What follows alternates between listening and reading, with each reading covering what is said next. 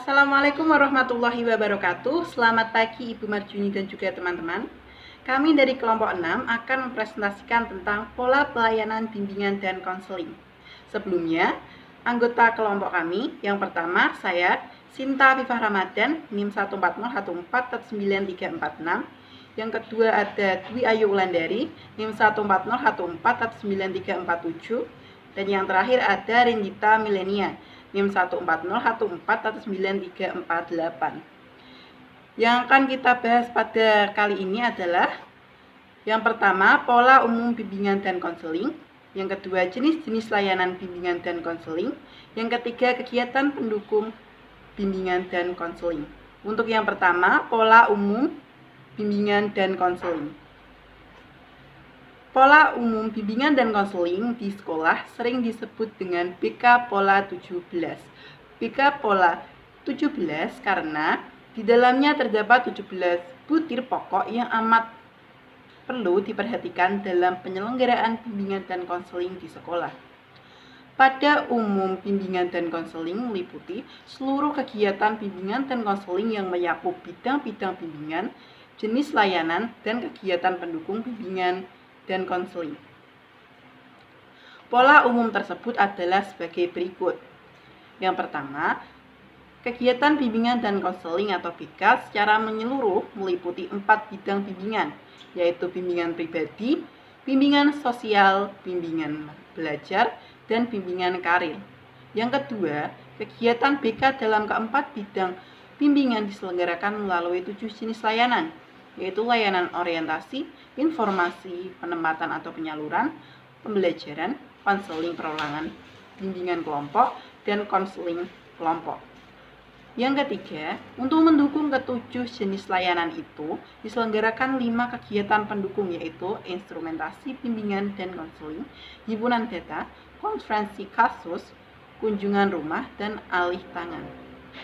Yang keempat, di atas itu semua, kegiatan BK didasari oleh satu pemahaman yang menyeluruh dan terpadu tentang wawasan BK yang meliputi pengertian, tujuan, fungsi, prinsip, dan asas-asas BK. Selanjutnya akan dilanjutkan oleh Mbak Ayu. Sebelumnya, Assalamualaikum warahmatullahi wabarakatuh.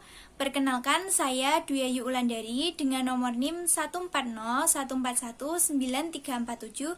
Izin melanjutkan presentasi dari Mbak Sinta.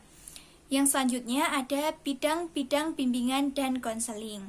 Ada 4 bidang bimbingan dan konseling. Yang pertama adalah bidang bimbingan pribadi. Yang kedua, bidang bimbingan sosial. Yang ketiga, bidang bimbingan belajar. Dan yang keempat adalah bidang bimbingan karir. Poin materi yang kedua yaitu jenis layanan dalam kegiatan bimbingan dan konseling. Ada 7 layanan bimbingan dan konseling. Yang pertama adalah layanan orientasi. Layanan orientasi ini memungkinkan peserta didik untuk memahami lingkungan. Yang kedua ada layanan informasi. Layanan informasi membekali individu dengan pemahaman dan pengetahuan. Yang ketiga, layanan penempatan dan penyaluran. Layanan penempatan dan penyaluran memungkinkan peserta didik memperoleh penempatan dan penyaluran. Yang keempat, layanan pembelajaran. Layanan pembelajaran ini memungkinkan peserta didik untuk mengembangkan diri dengan sikap dan kebiasaan belajar. Yang kelima adalah layanan konseling perseorangan, yaitu memberikan layanan bimbingan dan konseling yang bersifat perseorangan atau pribadi. Yang keenam adalah layanan bimbingan kelompok. Layanan bimbingan kelompok memberikan bimbingan kepada kelompok. Dan yang ketujuh adalah layanan konseling kelompok. Layanan konseling kelompok ini memiliki tujuan pengentasan permasalahan peserta didik melalui suatu kelompok. Poin materi yang ketiga yaitu kegiatan pendukung bimbingan dan konseling. Materi ini akan dilanjutkan oleh Mbak Rindita. Selanjutnya, saya Rindita Milenia akan melanjutkan penjelasan dari Dwi Ayu. Yang ketiga yaitu kegiatan pendukung layanan bimbingan dan konseling. Kegiatan pendukung ini pada umumnya tidak ditujukan secara langsung untuk memecahkan atau mengentaskan masalah klien, melainkan untuk memungkinkan diperolehnya data dan keterangan lain serta kemudahan-kemudahan yang akan membantu kelancaran dan keberhasilan kegiatan layanan terhadap peserta didik. Kegiatan pendukung ini yang pertama yaitu aplikasi instrumentasi bimbingan dan konseling. Bertujuan untuk mengumpulkan data dari keterangan tentang peserta didik, keterangan tentang lingkungan peserta didik, dan lingkungan yang lebih luas, termasuk di dalamnya informasi pendidikan dan jabatan. Kemudian yang kedua yaitu penyelenggaraan himpunan data. Merupakan kegiatan pendukung bimbingan konseling untuk menghimpun seluruh data dan keterangan yang relevan dengan keperluan pengembangan peserta didik. Yang ketiga yaitu konferensi kasus, membahas permasalahan yang dialami oleh peserta didik dalam suatu forum pertemuan yang dihadiri oleh berbagai pihak yang diharapkan dapat memberikan bahan, keterangan, dan komitmen bagi terentaskannya permasalahan tersebut.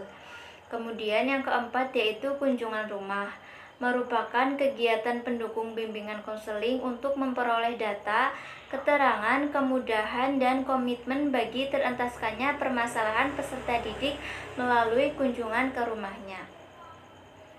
Dan yang terakhir yaitu alih tangan kasus, merupakan kegiatan pendukung bimbingan konseling untuk mendapatkan penanganan yang lebih tepat dan tuntas atas masalah yang dialami peserta didik dengan memindahkan penanganan kasus dari satu pihak ke pihak lainnya. Selanjutnya kesimpulan dari presentasi kali ini yaitu yang pertama, pola umum bimbingan dan konseling meliputi seluruh kegiatan bimbingan dan konseling yang mencakup bidang-bidang bimbingan, jenis layanan, dan kegiatan pendukung bimbingan dan konseling. Yang kedua, kegiatan PK dalam keempat bidang bimbingan diselenggarakan melalui 7 jenis layanan yaitu layanan orientasi, informasi, penempatan atau penyaluran, pembelajaran, konseling perorangan, bimbingan kelompok, dan konseling kelompok. Kemudian yang ketiga yaitu untuk mendukung ketujuh jenis layanan itu diselenggarakan 5 kegiatan pendukung yaitu instrumentasi bimbingan dan konseling, himpunan data, inferensi kasus, kunjungan rumah, dan alih tangan. Sekian presentasi dari kelompok 6, kurang lebihnya mohon maaf. Terima kasih. Wassalamualaikum warahmatullahi wabarakatuh.